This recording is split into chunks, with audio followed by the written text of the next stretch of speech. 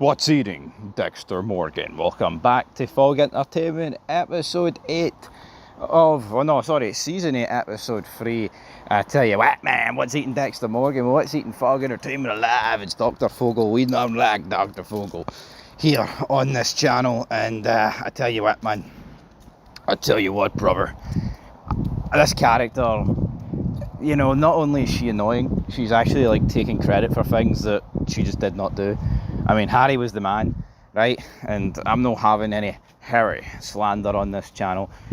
Dr. Vogel, I mean, I think she is worse than Lumen.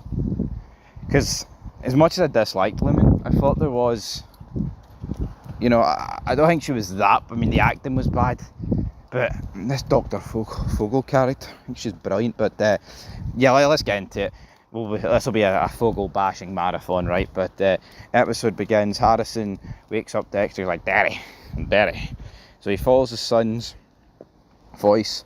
We think, oh my God, it's a trail of blood. But it turns out he had a whole box of popsicles. It's not blood. Gives him a little bit of medicine. Cleans his face. He's like, reel it in, Harrison. And it's weird because when I watched season 8, I mean, obviously I hadn't watched Resurrection, but now Harrison is grown up to kill a few people, hasn't he, Big Harrison, man? But he gives him, I think it was a Pepto-Bismol he gave him here, and he's like, all it takes is a tiny shot of pink to fix my son's pain. I wish it was that easy to help Deb. It's 4 AM though. Deborah has fallen asleep in her car, and police officer wakes her. She's like, oh, come on, give me some slack. I'm former captain. But she phones Quinn, who tells Jamie, he's like, I've got to deal with cop stuff. So he picks up Deb at the station before she's officially booked. So don't go to her on her wee record. But I mean, I tell you what, like, former captain, you think this guy would let it slide now? Oh, but it's good that there's police officers that, you know, do everything by the book. A little bit pathetic there, if you ask me, you know what I'm saying, buddy, right? Dexter then gets called to a crime scene at Lyle Sussman's hunting cabin. Obviously Dexter's here, but this was not the way it was left yesterday. The guy was hanging, now his 2 front teeth are out, and there's a rifle wound to his head, and you're thinking, he was obviously then shot post-mortem, because he was hung on a meat hook. Quinn's driving Deborah to work. She's like, oh, is there any gum in here so I can hide my bad breath? He's like, no, there ain't, Deborah, it's not going to work that way. Quinn's like, you might have a problem. Then he's like, yeah, you know what, I always had a reason for turning up the drunk. You turned down my proposal. So Quinn and Deborah, are these two going to get back together? Who knows? But obviously Quinn can disclose what his problem was. Deborah can't exactly do that. Jacob Elway, he pulls in. I actually don't mind Elway as a character, well, at least for this point. And he's like, oh, you need to straighten out a bit because you've got a new client. He's got an appointment. Elway then rocks up to a text. A few small boxes, his and hers. And it's like, oh, there are more brain parts. Seriously.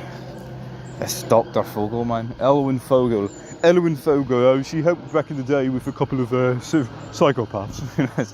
I bet you really let in there. I bet you fucking sirens going past, man. Who knows what's going on. She takes him then to the crime scene and speaks with Dexter, and it's like,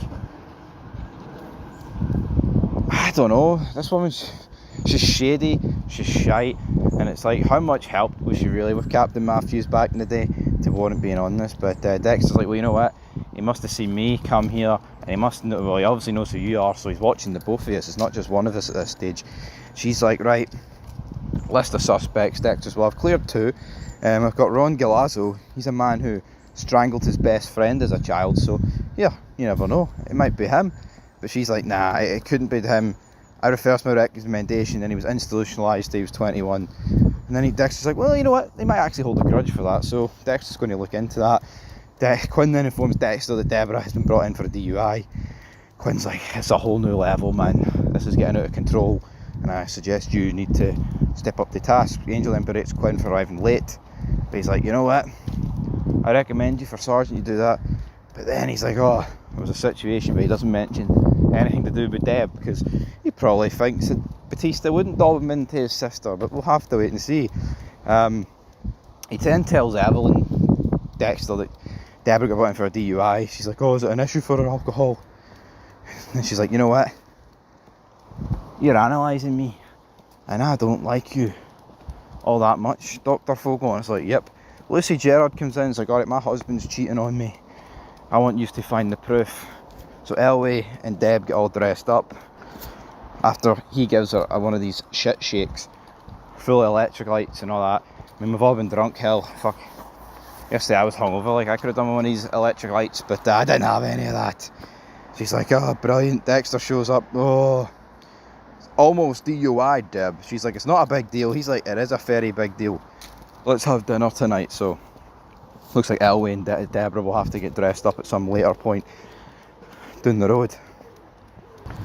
Batista then tells the squad that, you know what, big Gusman here, he's been ruled a suicide, so it looks like the brain surgeon case is closed. But Dexter's like, nah, I think it could be this Rodden guy. So this guy's been selling fitness equipment at Workout City in the Twin Palms Mall. And I mean, this is actually a pretty, really interesting killer, because Dexter looks into him, breaks into his house, and this guy is literally eating humans. He's a fucking cannibal. It's like, holy shit, what is going on here? Dexter, I've always seen this meme of Dexter going through this like pot of stew, and he finds a finger in it, and people are like, oh, people are saying this guy doesn't have emotions, and it was funny. Brains in the fridge, body parts. So Dexter's like, well, looks like I haven't found the brain surgeon, but I found a guy that definitely makes a fucking cannibal. Oh, Jesus Christ, man. And obviously with him selling the gym equipment, he can work out how to eat them and that good stuff. Angel then tells Matthews, I'm thinking about Quinn for sergeant. He's like, nah, couldn't do it. He's unpredictable, irresponsible, unintelligible. Go with Miller, she's black, they'll like that. Which I thought was funny from Matthews. Yeah, let's go, baby. Elway calls Deb a player because she was with Briggs and now her new friend. He's like, hold on here, I go way back with Quinn, you need to reel it out. But they're in a stakeout taking photos of Lucy's husband making it with a secretary and a fan. They have the proof, but then the woman later on wants nothing to do with it. She's like distancing herself from the proof. It's like, okay then, that's a bit weird. Dexter tells Evelyn that Caluso is in fact not the brain surgeon guy, but he's a whole new killer in his own right.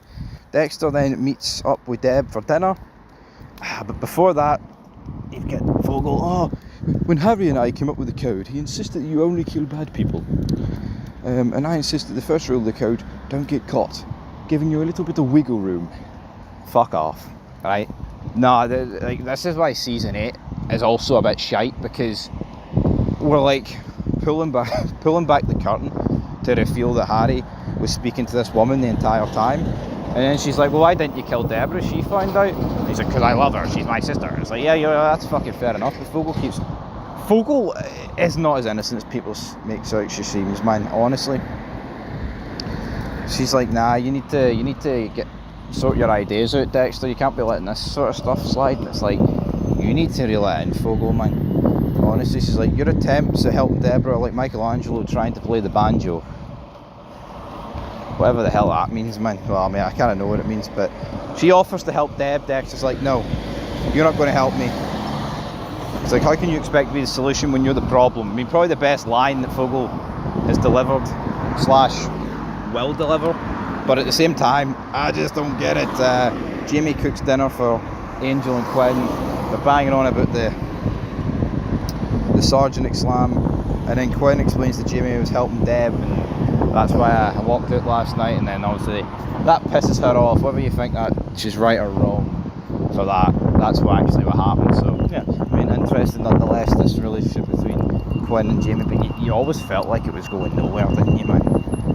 It's like, it's decent, you know, it's hard as Jamie Batista is, it just doesn't feel like it was ever going to amount to anything. But here, at this point, I guess you could still going somewhere. But Dexter and Deb, they go to an Italian restaurant. He's like, oh, look, remember that video of you protecting people in the restaurant shootout? She's like, yeah, that man over there, if he wouldn't be alive with his kids if it weren't for you. You're a good person, damn it. You're a good person.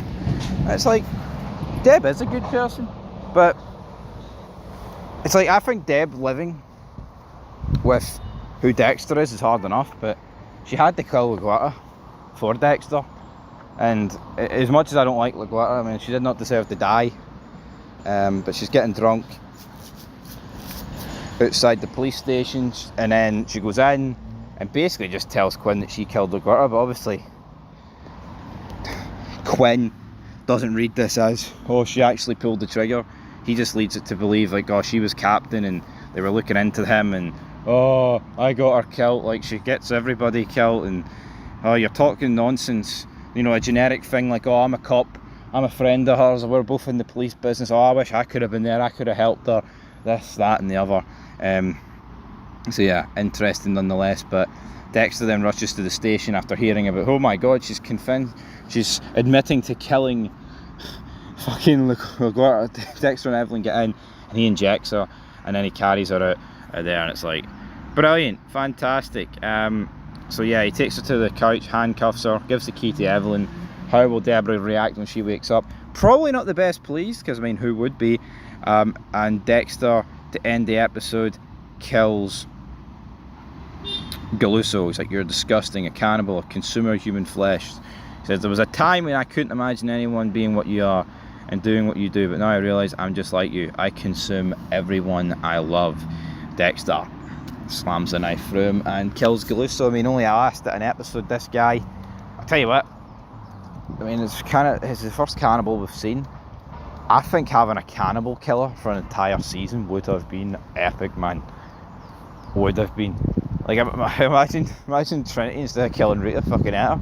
Yeah, maybe ate her before he killed her. Who knows, if you catch my drift. But anyway, yeah, I will give this episode... I actually thought this episode was one of the better episodes. You know, Deborah's spiral out of control is really good. I will give this episode of season 8 a 7 out of 10. So yeah, leave your thoughts down below. Till next time, episode 4 review. Peace.